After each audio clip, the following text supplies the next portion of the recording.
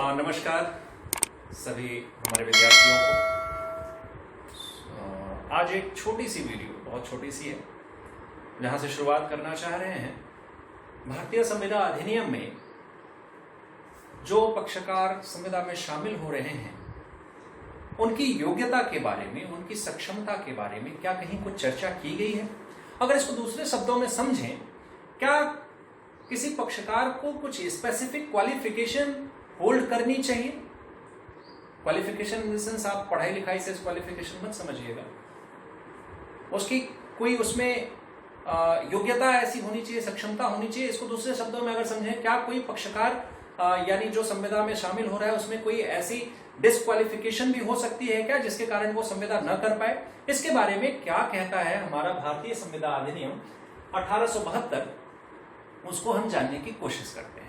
तो देखिए, बहुत स्पष्ट रूप से हमारे अधिनियम की धारा 11, यहां पे आप देखेंगे 11 में लिखा गया है।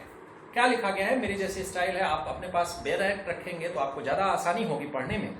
उसमें लिखा है 11 में, हेडिंग है उसकी, who are the competent to contract, यानी कि कुछ कॉम्पिटेंसी हर पक्षकार में होनी चाहिए, otherwise he would not be able to enter in a contract।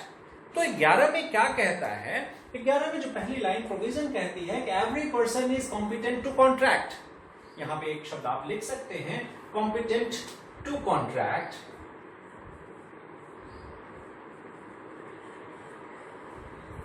Who is of. अब देखिए, पहली शब्द से तो हम कंफ्यूज हो सकते हैं कि सभी पक्षकार सक्षम हैं, सभी व्यक्ति सक्षम हैं एक संविदा के लिए, लेकिन जो हु इज ऑफ कर देता है तो वहां पे एक हमें परंतुक लग जाता है कि इसमें कुछ और भी एडिशन होना है। तो क्या कहता है कि every person is competent to contract, who is of. तो पहली शर्त क्या है, उसको हमें देखना पड़ेगा। Who is of the age of majority. Age of the majority क्या होती है?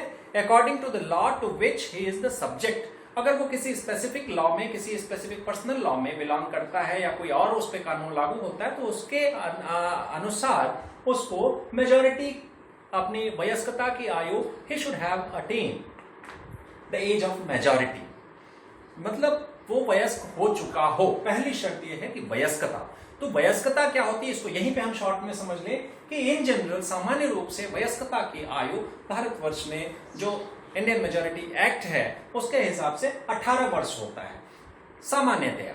एक्सेप्शनली अभी जब हम आगे पढ़ेंगे तो उसमें देखेंगे बहुत सारे बाद ऐसे आते हैं, जैसे मोहरी बीबी बनाम धर्मोदास घोष, या जब कहीं बात आएगा कि माइनर से अगर कॉन्ट्रैक्ट किया गया है तो वहां पे एज क्या होनी चाहिए, तो वहां एक्सेप्शनली 21 साल की बात की जाती है। 21 साल उन लोगों पे लागू होता है जो 18 वर्ष की आयु नहीं प्राप्त किए हैं और उनके ऊपर न्यायालय द्वारा उनके संरक्षण के लिए, एक अवयस्क के संरक्षण के लिए गार्जियन की नियुक्ति की गई है।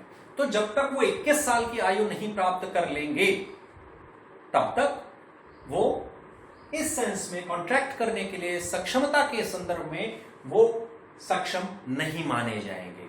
तो दूसरी शर्त यहां पे लिखी जाती है कि who is of sound mind. अगर आप अपने बेयर एक्ट में देखते हैं तो बेयर एक्ट में लिखा है and who is of sound mind, यानी स्वस्थ चित्त होना चाहिए।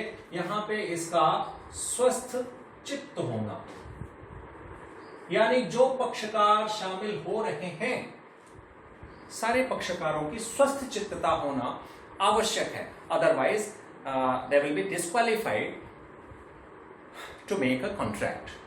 तीसरी बात इसमें कही गई है, बहुत स्पष्ट बात कही गई है कि not disqualified from contracting by any law to which he is subject, यानी जिस लॉ में भी वो बिलोंग कर रहा है, ठीक है, उस लॉ के द्वारा उसको, उस कानून के द्वारा, जैसे कोई पर्सनल लॉ हुआ या कोई अन्य विधियां हुई, उनके तहत उसको अयोग्य न ठहराया गया हो कॉन्ट्रैक्ट करने के लिए, संविदा करने के लिए।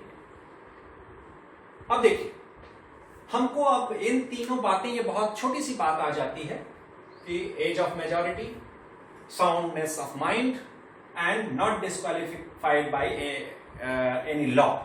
To make a contract. ये तीनों देखने में तो बात छोटी है, लेकिन अगर जब हम एज ऑफ मेजॉरिटी की बात करेंगे तो अगर 18 या 21 वर्ष का जैसे भी कानून लागू हो रहा है उस उम्र का व्यक्ति अगर कॉन्ट्रैक्ट कर रहा है तो कोई प्रॉब्लम नहीं है। लेकिन समस्या वहां खड़ी होती है जब कोई माइनर यानी अवयस्क जो 18 वर्ष से नीचे है या 21 वर्ष से नीचे है, अगर उसके लिए गार्जियन नियुक्त किया गया है, तो अगर वो कॉन्ट्रैक्ट में इन्वॉल्व होता है, वो शामिल होता है, तब परिस्थितियां क्या होंगी। तो इसको हमें अगर पढ़ना होगा माइनर्स कॉन्ट्रैक्ट।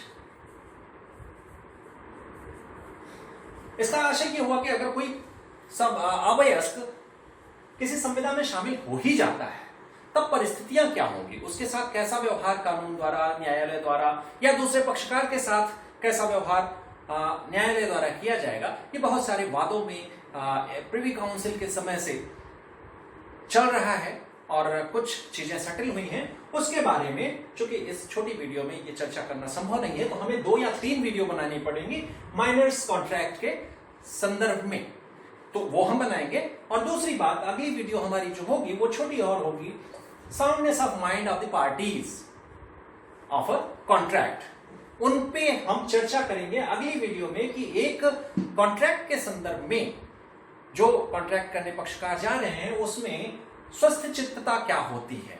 इसको हम अगली वीडियो में बनाएंगे और छोटी छोटी वीडियो हम आपको देंगे ताकि आप भी बोर ना हो और उसको देख के कॉन्सेप्ट समझ सके। तो धारा 11 को आप समझ लीजिएगा और अगली धारा 12 में, जिसमें what is sound mind for contracting, संविदा के लिए साउंडनेस ऑफ माइंड क्या होता है, इस पे हम चर्चा करेंगे। Thank you.